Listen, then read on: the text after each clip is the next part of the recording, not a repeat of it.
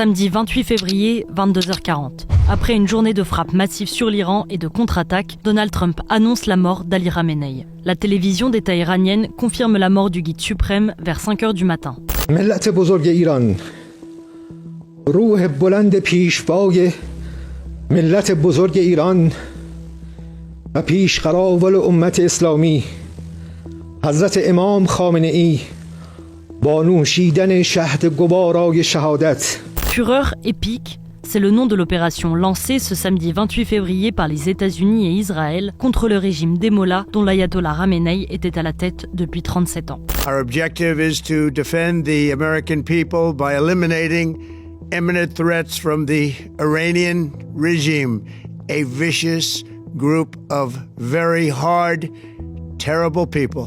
Les gardiens de la révolution iraniens promettent de leur côté la riposte la plus féroce de leur histoire. Mais comment en sommes-nous arrivés là en 48 heures ? Les États-Unis renforçaient depuis quelques semaines leur arsenal militaire au Moyen-Orient. Vendredi 27 février, un porte-avions avait pris position dans les eaux territoriales israéliennes, tandis qu'un autre était déjà présent dans la mer d'Arabie. Des avions américains étaient également arrivés en Israël. Samedi 28 février au matin, les armées israéliennes et américaines lancent une série de frappes contre l'Iran. A short time ago, the United States military began major combat operations in Iran.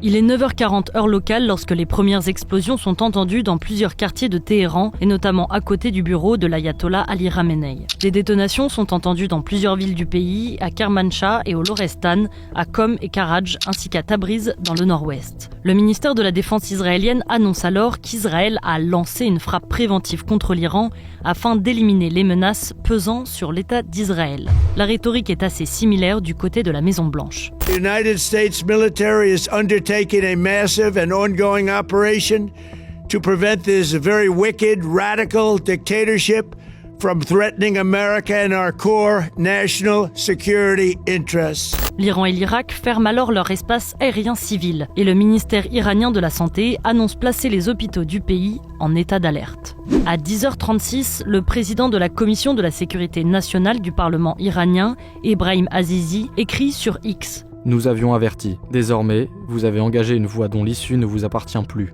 À Jérusalem, les sirènes retentissent. La riposte iranienne commence un peu plus d'une heure après la première frappe sur Téhéran. Vers midi, les premiers drones et missiles balistiques sont interceptés. Un état d'urgence spécial et immédiat est alors décrété dans tout le pays et le dôme de fer est activé. L'État hébreu ferme à son tour son espace aérien.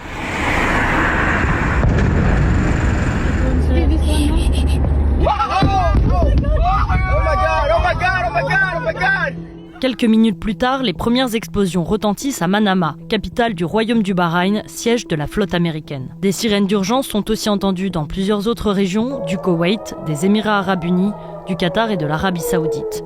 Au large de Dubaï, une explosion provoque un incendie sur l'île artificielle Palm Jumeirah. 4 personnes sont blessées. Les gardiens de la révolution iranienne viennent de lancer leur opération de riposte dans les pays du Golfe. Promesse véridique 4. Le porte-parole de l'état-major iranien prévient « Toute base apportant une assistance aux États-Unis et à Israël sera prise pour cible. » À 13h52, un nouveau tweet annonce des représailles. Ce sont nos traces dans la région. Nous avions prévenu que cette guerre s'étendrait à l'échelle régionale. De nombreuses compagnies aériennes, dont Air France, annoncent suspendre leurs vols vers le Moyen-Orient. L'armée israélienne riposte et indique avoir frappé des centaines de cibles militaires en Iran. Mais vers 15h, une école de filles de la province de Minab, dans le sud de l'Iran, est touchée par un missile israélien. Cette attaque a fait à l'heure où l'on vous parle plus de 165 morts. Le président français Emmanuel Macron annonce sur X « L'escalade en cours est dangereuse pour tous. Elle doit cesser. La France demande une réunion urgente du Conseil de sécurité des Nations Unies. » Vers 18h, le chancelier allemand Friedrich Merz, le président de la République française Emmanuel Macron et le premier ministre britannique Keir Starmer annoncent dans un communiqué commun condamner avec la plus grande fermeté les attaques iraniennes contre les pays de la région. Car si les premières frappes ciblent des bases militaires ennemies, des zones civiles sont aussi touchées, comme un hôtel de luxe de Dubaï, un immeuble à Manama, capitale du Bahreïn, ou encore les aéroports du Koweït, d'Abu Dhabi et de Dubaï. Face à la situation, de nombreux influenceurs français exhortent en panique la France à intervenir. On est des Français, hein. La France, protégez-nous, hein. Lors d'un conseil de défense organisé en urgence dans la soirée, Emmanuel Macron assure « La France n'a été ni prévenue ni impliquée. Cette opération planifiée en réalité depuis des mois par les États-Unis et Israël. Les services de renseignement américains accumulaient en effet des informations de plus en plus précises sur les déplacements de l'ayatollah Khamenei. Selon des révélations du New York Times, l'opération Fureur épique aurait été avancée en raison d'un déplacement du guide suprême à Téhéran pour une réunion ce samedi 28 février. Après une trentaine de bombardements visant le complexe où se trouve Ali Khamenei, Donald Trump annonce à 22h37 heure américaine « Khamenei, l'une des personnes les plus diaboliques de l'histoire, est mort ». L'armée israélienne déclare dans la soirée que 7 autres responsables iraniens ont été éliminés, dont le chef des gardiens de la révolution, Mohammad Papkour, et Ali Shamkhani, un conseiller de l'ayatollah. La mort du guide suprême n'est confirmée par les médias d'État iraniens que le dimanche matin à 5 heures locales. ملت بزرگ ایران روح بلند پیشوای ملت بزرگ ایران و پیشقراول امت اسلامی حضرت امام خامنه ای با نوشیدن شهد گوارای شهادت. Une période de deuil de 40 jours est décrétée, ainsi que 7 jours fériés. Dans un communiqué diffusé sur Telegram à 5h30, les gardiens de la Révolution condamnent les actes criminels et terroristes et promettent la plus féroce offensive de l'histoire contre Israël et les États-Unis. Aux alentours de 8h du matin, des missiles iraniens sont tirés vers Israël, ciblant notamment le quartier général de l'armée, et 27 bases américaines dans le Golfe sont également touchées. Une demi-heure plus tard, Donald Trump menace de frapper à son tour. Il publie sur Truth Social « L'Iran vient de déclarer qu'il va frapper très fort aujourd'hui, plus fort qu'il ne l'a jamais fait auparavant. Cependant, il ferait mieux de ne pas faire cela, car s'ils le font, nous les frapperons avec une force qui n'a jamais été vue avant. Merci de votre attention à ce sujet. » Dès l'annonce de la mort de Khamenei, des Iraniens opposés au régime des mollahs manifestent leur joie. Des feux d'artifice sont tirés en pleine nuit dans les rues de Téhéran, mais les scènes de liesse laissent place au petit matin à des rassemblements en soutien au régime, rassemblant des milliers d'Iraniens. En larmes, certains brandissent la photo du guide suprême en criant « Mort à l'Amérique, mort à Israël ».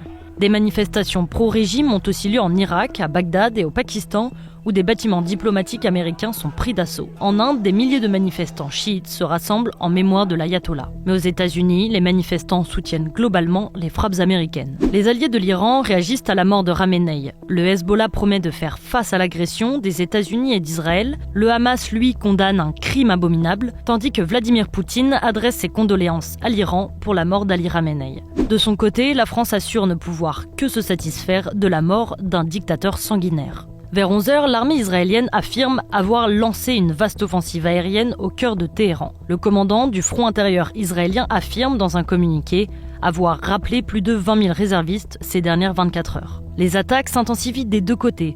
À 13h45, l'armée israélienne annonce avoir détruit la moitié des stocks de missiles de l'Iran et déclare dans un communiqué quelques minutes plus tard avoir éliminé 40 hauts responsables de l'appareil militaire iranien. Vers 15h30, l'Iran bombarde un bâtiment où se trouvaient des civils dans la ville de Beth Shemesh, à l'ouest de Jérusalem. Au fur et à mesure de l'après-midi, Israël fait état de 9 morts et d'une vingtaine de blessés.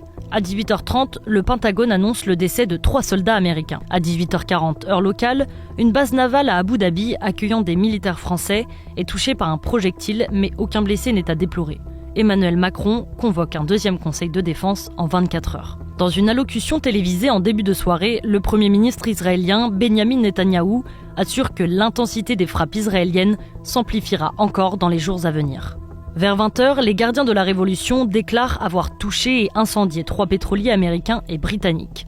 Donald Trump annonce, lui, la destruction de 9 navires iraniens. Plus tard dans la soirée, le Pentagone affirme avoir détruit le quartier général des gardiens de la révolution iranien. Face aux attaques iraniennes contre les pétromonarchies du Golfe, la France, l'Allemagne et le Royaume-Uni se disent prêts à mener des actions défensives proportionnées afin de détruire les capacités militaires iraniennes. Dans la soirée, Donald Trump appelle les gardiens de la révolution à déposer les armes ou faire face à une mort certaine, avant d'affirmer que les opérations américaines se poursuivront jusqu'à ce que tous les objectifs soient atteints. Dans la nuit, de dimanche à lundi, c'est le Hezbollah libanais qui attaque cette fois-ci Israël en représailles de la mort d'Ali Khamenei. La riposte israélienne est sanglante. Au moins 31 morts et 149 blessés, a déclaré ce matin le ministre de la Santé libanais. Au total, depuis le début des attaques américano-israéliennes, 555 personnes sont mortes en Iran, selon le Croissant Rouge iranien ce matin, tandis que les attaques iraniennes, elles, ont causé la mort d'au moins 10 civils en Israël,